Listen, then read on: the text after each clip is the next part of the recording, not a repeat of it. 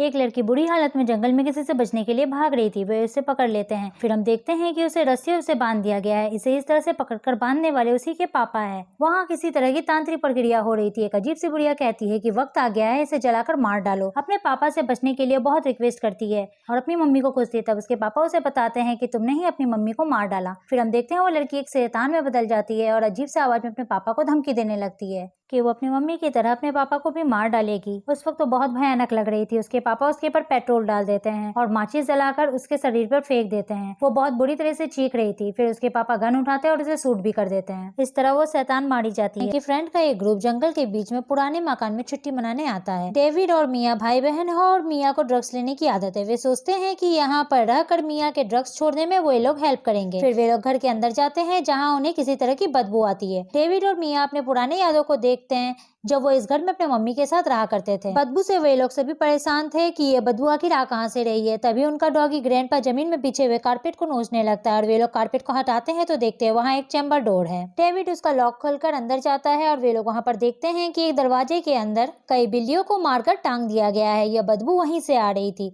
हमने पार्ट 1 में जिस लड़की को जलते हुए देखा था, यह वही कमरा था जहाँ उसे जलाया गया था और उन्हें वहाँ पर वही ब्लैक मैजिक वाला बुक भी मिलता है। वे लोग बुक को लेकर अपने साथ ऊपर आ गए हैं, पर मिया उन्हें कहती है कि उन्हें उस कमरे की किसी भी चीज को हाथ नहीं लगाना चाहिए था और वो बाहर चली जाती है। एरिक उस बुक को खोलने की कोशिश करता है। यह बुक मोटे तारों से बंधी हुई थी। फाइनली बुक खुल जाता है। यह बुक नेटोरॉम दी मेंटो की बुक थी, जिसके बारे में मैंने आपको इविल डेड राइज मूवी में बताया था। लिंक डिस्क्रिप्शन में है। बुक में बहुत ही भयानक आकृति बनी हुई थी और स्ट्रिक्टली मना किया गया था, don't say it, don't write it, don't here it. तभी एरिक के फिंगर कट जाता है और उससे ब्लड बुक पर गिर जाता है और वो गायब हो जाता है। पर एरिक उन सबको पेंसिल से स्क्रैच करके पढ़ता है और तभी हम देखते हैं मिया जो कि बाहर घूम रही थी, उसे बेचैनी होने लगती है और एक डेमोनिक फेस उसके सामने नजर आता है। फिर मिया वोमिटिंग कर देती है। जब वो खुद को संभालती है तो उसे जंगल में एक लड़की की परछाई दिखाई देती है। वो इन सबसे परेशान होकर मकान के अंदर चली जाती है और सभी से कहती है कि वो यहाँ से जा रही है। हम देखते हैं कि डेविड मिया को रोकता है पर मिया वहाँ से कार स्टार्ट करके जाने लगती है। तभी उसके कार के सामने एक भयानक फेस वाली लड़की दिखती है और मिया अपने कार का कंट्रोल खो देती है। फिर कार एक खाई में जाकर के फंस जाती है। मिया किसी तरह कार से निकलकर पानी के बाहर आने की कोशिश करती है। तभी उसे पीछे किसी के होने का एहसास होता है और जब वो पीछे मुड़ती है तो वहाँ एक खौफनाक चेहरे वाली डीमन को वो देखती है। फिर वो किसी तरह वहाँ से बाहर निकलती है और भागती है, पर पेड़ की डालियां उसे पकड़ लेती है और वो डीमन मिया के सामने आ जाती है। उसके मुंह से खून से सने हुए टहनियां निकलती है जो कि मिया के पेट के अंदर चली जाती है। यहाँ डेविड और सभी मिया को खोजते हुए वहाँ आ जाते हैं जहाँ मिया बैठी हुई थी। उसे देखकर हम समझ जाते हैं कि डीमन ने उसे पजेस्ट कर लिया है।